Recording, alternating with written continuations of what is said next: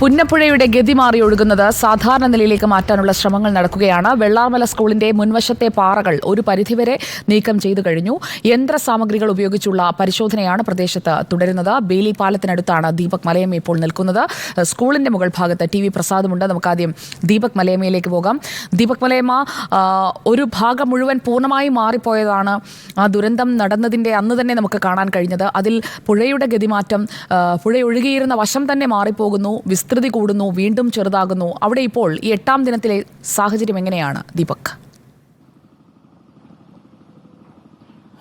സുജയ സൂചിപ്പിച്ചതുപോലെ തന്നെ വെള്ളാർമല സ്കൂളിൻ്റെ മുൻവശമാണ് നമുക്ക് ദൃശ്യങ്ങളിൽ കാണാൻ സാധിക്കുന്നത്. അതായത് ഈ പുന്നപ്പുഴ ആ മേഖലയിൽ നിന്ന് ഉത്ഭവിച്ച് ഒഴുകി വന്നിരുന്നത് ഈ ഒരു പ്രദേശത്ത് കൂടിയാണ്. അതായത് ആ മതിലിനോട് ചേർന്ന് നിൽക്കുന്ന ആ ഒരു മേഖലയിലൂടെയാണ് അന്ന് പണ്ട് ഒഴുകി വന്നിരുന്നത്. പക്ഷേ ഉരുൾപൊട്ടൽ ഉണ്ടായതോടുകൂടി ഏതാണ്ട് നമ്മൾ ഇപ്പോൾ JCB ഒക്കെ കാണുന്നതിന് കുറേ കൂടെ മുകളിലേക്ക് അവിടെ ഒരു ഒറ്റ വീട് ആ പ്രദേശത്ത് നിൽക്കുന്നത് കാണാം. അതിൻ്റെ തൊട്ടരികിൽ നിന്ന് രണ്ടായി പിരിഞ്ഞ് ഒഴുകുന്ന സാഹചര്യമുണ്ടായി. അത് പിന്നീട് വലിയ ബുദ്ധിമുട്ടിലേക്ക് പോയി. ഈ മേഖല ഒന്നടക്കം തുടച്ചു നീക്കി പോവുകയും ചെയ്തു. ഇപ്പോൾ ഈ ഒരു JCB വർക്ക് ചെയ്യുന്ന മേഖലയിൽ ആ പുഴയെ പഴയ ഗതിയിലേക്ക് കൊണ്ടുവരാൻ കഴിയുമോ എന്നുള്ള ശ്രമങ്ങളാണ് നടത്തുന്നത്. പൂർണ്ണമായും ഞാൻ നിൽക്കുന്ന ഈ മേഖലയിലേക്ക് എത്തിക്കാൻ കഴിഞ്ഞിട്ടില്ല. അവിടെ നിന്ന് മണ്ണ് നീക്കി സുഗമമായി ആ വെള്ളം ഒഴുക്കി വിടാനുള്ള ശ്രമങ്ങളാണ് അവിടെ പുരോഗമിച്ചുകൊണ്ടിരിക്കുന്നത്. അതേസമയം തന്നെ അതിൻ്റെ മറുവശത്തേക്ക് കൂടി നോക്കിയാൽ നമുക്ക് കാണാൻ സാധിക്കും ആ സ്കൂളിൻ്റെ മുൻവശത്തും അരികിലുമൊക്കെയായി നിരവധിയായ യന്ത്രങ്ങൾ വർക്ക് ചെയ്യുന്നുണ്ട്. അതിൽ പ്രധാന ലക്ഷ്യമെന്ന് പറയുന്നത് അത്തരത്തിലൊരു കെട്ടിടം അവിടെ അതിജീവിച്ച് നിൽക്കുന്ന പശ്ചാത്തലത്തിൽ ആ മേഖലയിൽ എവിടെയെങ്കിലും ഇത്തരത്തിൽ മനുഷ്യർ തങ്ങിക്കിടപ്പുണ്ടാകാൻ സാധ്യതയുണ്ടോ എന്നുള്ളത് പരിശോധിക്കുക കൂടിയാണ്. അങ്ങനെ തെരച്ചിൽ യന്ത്രസാമഗ്രികൾ ഉപയോഗിച്ചുകൊണ്ട് ഈ ദുരന്ത ബാധിത മേഖലകളിലെല്ലാം തന്നെ സജീവമായി നടക്കുന്നുവെന്ന് നമുക്ക് പറയാൻ സാധിക്കും. അല്പം മുൻപ് റിട്ടയർഡ് മേജർ ജനറൽ M ഇന്ദ്രപാലിനുമായി ഞാൻ സംസാരിച്ചിരുന്നു. അദ്ദേഹം ക്യാമറയ്ക്ക് മുൻപിൽ തൽക്കാലം സംസാരിക്കുന്നില്ല എന്ന് അറിയിച്ചതുകൊണ്ടാണ് 5 സ്പോട്ടുകളാണ് ഇന്നലെ വൈകിട്ട് നടത്തിയ ഐബോർഡ് പരിശോധനയിൽ സെന്റിനറി റോക്ക് പരിസരത്ത് കണ്ടെത്തിയിരിക്കുന്നത്. ആ 5 സ്പോട്ടുകൾ എന്ന് പറയുന്നത് ഈ ഉരുൾപൊട്ടി വന്ന ഉരുൾപൊട്ടി താഴേക്ക് പതിച്ചിട്ടുള്ള ജലം ഒഴുകിയെത്തി ഒരു പ്രത്യേക ഒരു കുഴി പോലെ രൂപപ്പെട്ട മേഖലയുണ്ട്. അതായത് ഈ സെന്റിനറി റോക്കിൻ്റെ പുറകുവശത്ത് അവിടേക്ക് ആളുകൾ വന്നടിയാനുള്ള സാധ്യത കൂടുതലാണ് എന്ന ഒരു പ്രദേശവാസി കൂടി അറിയിച്ചതിനെ തുടർന്നാണ് ആ മേഖല കേന്ദ്രീകരിച്ചുകൊണ്ട് ഇന്നലെ ഉച്ചയ്ക്ക് ശേഷം ഐബോർഡ് പരിശോധന നടത്തിയിട്ടുള്ളത്. അതിൽ 5 സിഗ്നൽസ് ലഭ്യമായിട്ടുണ്ട്. ഇന്നിപ്പോൾ അല്പസമയത്തിനകം തന്നെ ആ 5 സ്പോട്ടുകൾ ജിയോ ടാഗ് ചെയ്ത സ്ഥലങ്ങളിൽ കൃത്യമായി കുഴിച്ച് പരിശോധന നടത്തും. ഇന്നലെ പക്ഷേ ബെയിലി പാലത്തിന് താഴെയും സമാനമായ രീതിയിൽ സ്പോട്ടുകൾ ഐഡൻറ്റിഫൈ ചെയ്യാൻ സാധിച്ചിട്ടുണ്ടായിരുന്നു. പക്ഷേ അവിടെ നിന്ന് കാര്യമാത്ര പ്രസക്തമായി ഒന്നും തന്നെ കണ്ടെത്താൻ കഴിഞ്ഞില്ല എന്നുള്ള അവസ്ഥ നിൽക്കുകയും ചെയ്യുന്നുണ്ട്. ഞാൻ അദ്ദേഹത്തോട് അല്പം മുൻപ് ചോദിച്ചിരുന്നു, ഈ മനുഷ്യ സാന്നിധ്യം സ്ഥിരീകരിക്കാൻ കഴിയുമോ? തീർച്ചയായിട്ടും മനുഷ്യ സാന്നിധ്യം എന്നുള്ള നിലയിൽ ഐബോർഡ് പരിശോധന കൊണ്ട് ആ പൂർണ്ണാർത്ഥത്തിൽ പറയാൻ സാധിക്കില്ല. പക്ഷേ ഒബ്ജക്റ്റുകൾ ഉണ്ട് എന്നുള്ളത് സ്ഥിരീകരിച്ചിട്ടുണ്ട് എന്നുള്ളതാണ്. ഒരു പക്ഷേ അത് ഇവിടുത്തെയുള്ള വളർത്തുമൃഗങ്ങളോ അല്ലെങ്കിൽ അങ്ങ് മുകൾ പരപ്പിലുണ്ടായിരുന്ന ഏതെങ്കിലും വന്യമൃഗങ്ങളുടെയൊക്കെ ജഡമൊക്കെ ആകാനുള്ള സാധ്യത തള്ളിക്കളയാൻ സാധിക്കില്ല. എങ്കിൽ പോലും ഈ 5 സ്പോട്ടുകളിൽ എവിടെയെങ്കിലും ഒരിടത്ത് ഒരു മനുഷ്യ സാന്നിധ്യം സ്ഥിരീകരിക്കാൻ താഴെത്തട്ടിലേക്ക് കുഴിച്ചു നോക്കി അങ്ങനെ ഒരു സംഭവം ഉണ്ടാവുകയാണെങ്കിൽ അത് ഈ തെരച്ചിലിനെ കൂടുതൽ ഗുണകരമാക്കുമെന്നുള്ളതാണ് പ്രതീക്ഷിക്കുന്നത്. അതുകൊണ്ട് കൂടിയാണ് ഐബോർഡ് പരിശോധന ഈ നടത്താനുള്ള തീരുമാനം വന്നതും. ഇത്തരത്തിൽ അദ്ദേഹം ഇന്നലെ വൈകിട്ടും അത്തരത്തിൽ പരിശോധന നടത്തുകയും രാത്രി അത്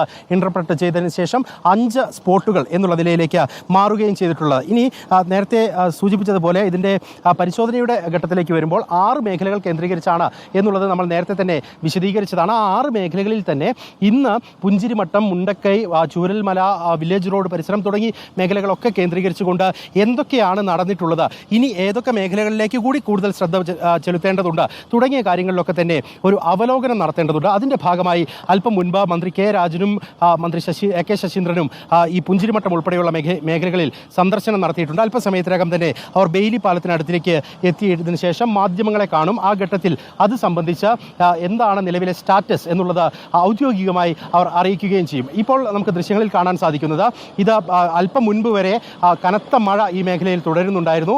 അത് വലിയ രീതിയിൽ ചെളി കൂടുന്ന രീതിയിലേക്ക് കാര്യങ്ങളെ മാറ്റുകയും ചെയ്തു. ഇത് നമ്മൾ മുണ്ടക്കൈയിലേക്ക് പുഞ്ചിരിമട്ടത്തേക്കൊക്കെ പോകുന്ന റോഡാണ്. ഈ റോഡ് ഒരുപക്ഷെ സുജിയൊക്കെ ഇവിടേക്ക് എത്തിയ ഘട്ടത്തിൽ ഇത്ര കണ്ട് നമുക്ക് വിസിബിൾ ആയിരിക്കുന്ന സാഹചര്യം ഉണ്ടായിരുന്നു. സാധ്യമായിരുന്നില്ല. കാരണം അത്ര അധികം ചളി ഈ മേഖലയിൽ കെട്ടിക്കിടക്കുന്നുണ്ടായിരുന്നു. കഴിഞ്ഞ ദിവസങ്ങളിലായി വാഹന ഗതാഗതം സുഗമമാക്കുന്നതിൻ്റെ കൂടി ഭാഗമായിട്ട് മണ്ണ് നീക്കം ഈ റോഡിലും നടന്നിട്ടുണ്ട്. പക്ഷേ ഇന്നലെ രാത്രി മുതൽ ഈ മേഖലയിൽ മഴ പെയ്തിരുന്നു എന്നുള്ളതാണ്. അതുകൊണ്ട് തന്നെ ചെളി നിറയുന്ന സാഹചര്യം ഉണ്ടായിരുന്നു. അത് മാറ്റിക്കൊണ്ടിരിക്കുകയും ചെയ്യുന്നുണ്ട്. ഇങ്ങനെ രക്ഷാദൗത്യവുമായി ബന്ധപ്പെട്ടുകൊണ്ട് സകല മേഖലകളിലും പ്രവർത്തനങ്ങൾ നേരത്തെ ഉണ്ടായിരുന്നതിന് സമാനമായി തന്നെ ആർമിയുടെയും മറ്റ് സേനാ വിഭാഗങ്ങളുടെയും നേതൃത്വത്തിൽ നടക്കുന്നുണ്ട് എന്ന് നമുക്ക് ഉറപ്പിച്ച് പറയാൻ സാധിക്കും. ഇപ്പോൾ ഈ മേഖലയിലുള്ള ആളുകളൊക്കെ തന്നെ ഇവിടേക്ക് നിങ്ങൾ ഇവിടെ വീടുള്ളവരാണോ?